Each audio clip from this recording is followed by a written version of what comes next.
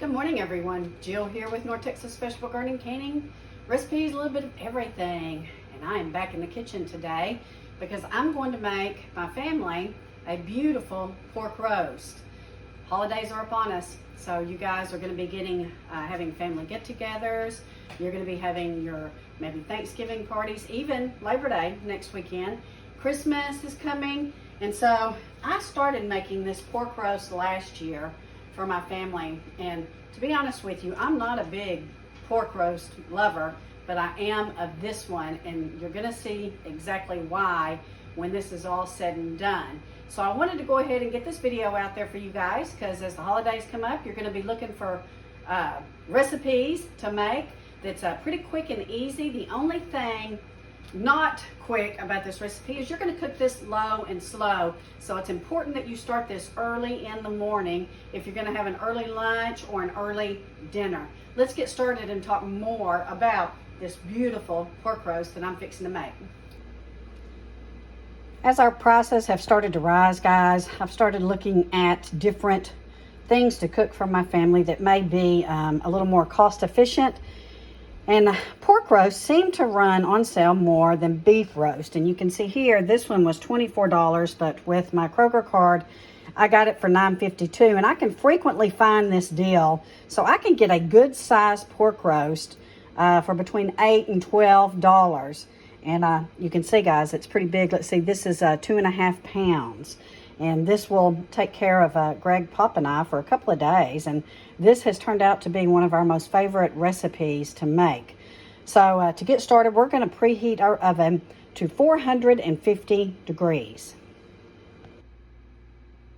Now you're going to want, guys, a Dijon style mustard. So I'm mixing two. I have the traditional, and then I'm going to use Boar's Head Dijon style mustard. Greg loves this Boar's Head, and this is what I typically used. So depending on the size of your roast, you're going to need 2 to 3 tablespoons. This is a pretty big roast, so I'm going to go ahead and use 3 tablespoons of Dijon style mustard.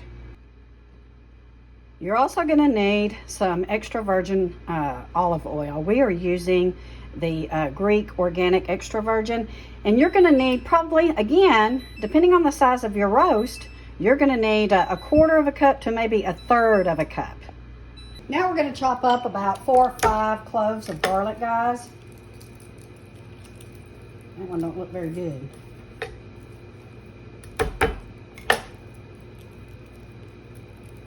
Get your cloves ready.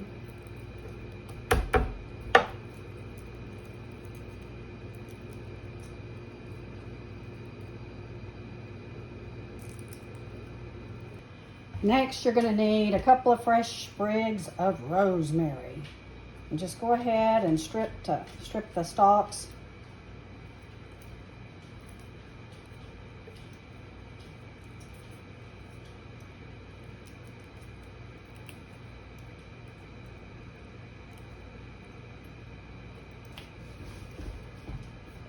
We are mixing all of this together. We're going to add just a little bit of salt and a little bit of pepper. Oh, that one, the battery's out, so a little bit of pepper. And we're going to blend it. I'm going to use our Magic Bullet, guys. You can use your blender as well. And you want to blend this up to make a paste.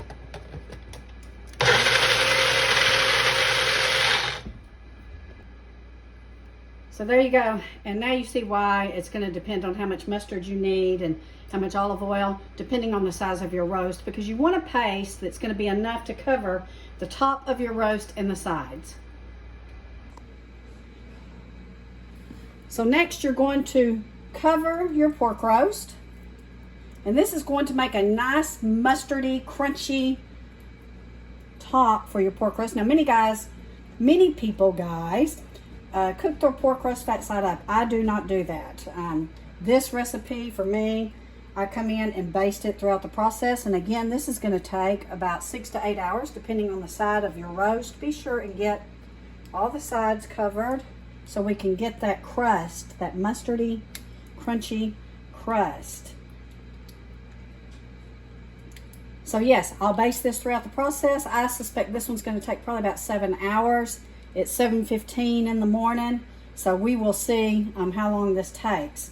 So the first step you're going to do is, I've got my oven preheated to 450 degrees. I'm going to pop this in the oven for 20 minutes to get that crust established. And then we're going to kick it down to 250 degrees for the rest of the process. And I am going to go ahead and cover it with foil. You don't have to, but I'm going to because I want the steam to keep the meat very moist and tender.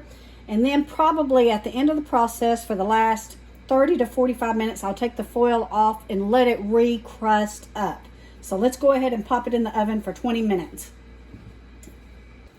You can see, guys, this is pretty simple. That prep maybe will take you 10 to 15 minutes, and then pop it in the oven for the 20 minutes to get a crust on it. And then you're going to cover it or not, that's up to you, and cook it for the rest of the time, and shazam, dinner's ready. So stay tuned. I'll show you what it looks like after we crust it up.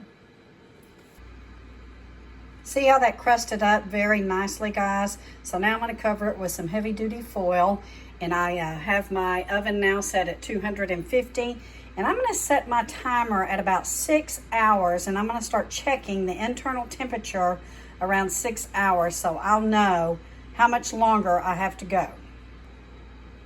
I'm using a pretty deep roasting pan because I really don't want the foil to touch the top of my crust on my roast.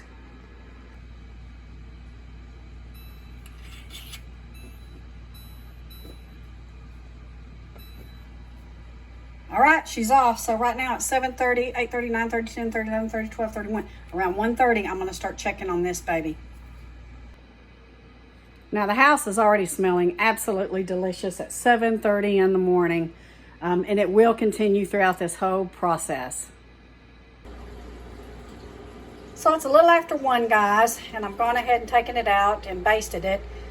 Still needs some more to go, so I'm thinking probably around 3 or 3:30. So I'm gonna baste it up, put it back in the oven till about 2, and then I'm going to take the foil off and let it roast back up. It's an hour and a half later, guys, so it looks like our temperature is fine. I'm going to pop it in there.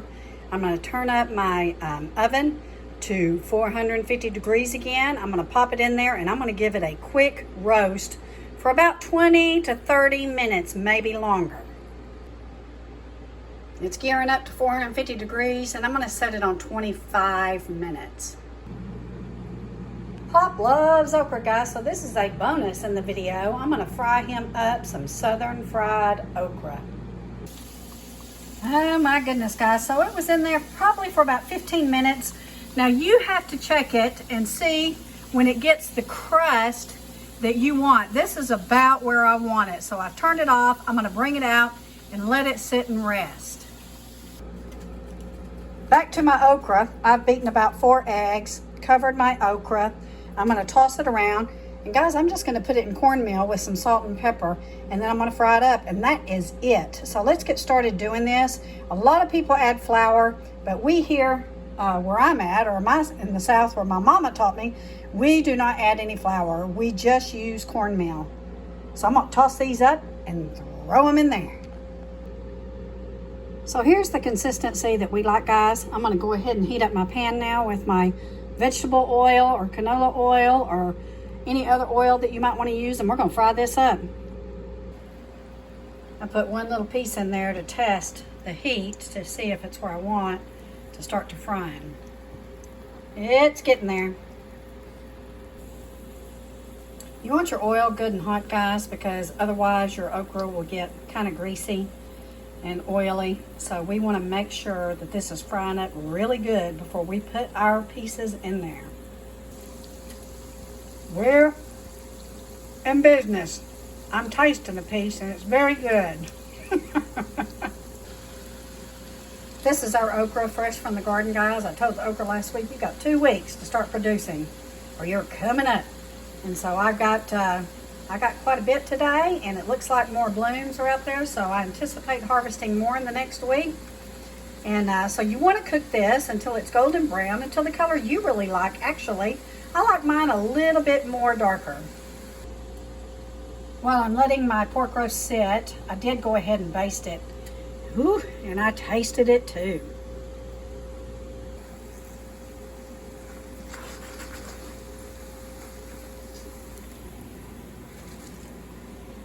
We just put ours on a paper towel to strain it out. So this is my first batch. Now I'm gonna get started on my second one. Ooh, wait. So we have fried okra. And we have a delicious pork roast that would easily feed 6 to 10 people, depending on the people. My husband ate quite a bit of this. But anyway, guys, look at this meal for $9. I got this pork roast for $9. Start looking for them to be on sale.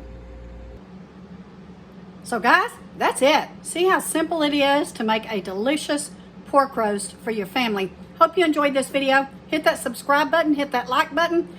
More recipes are coming up. It's becoming baking and cooking season as we head into the fall, into the winter, and that's when we do many of our best recipes. Take care, God bless. See you soon.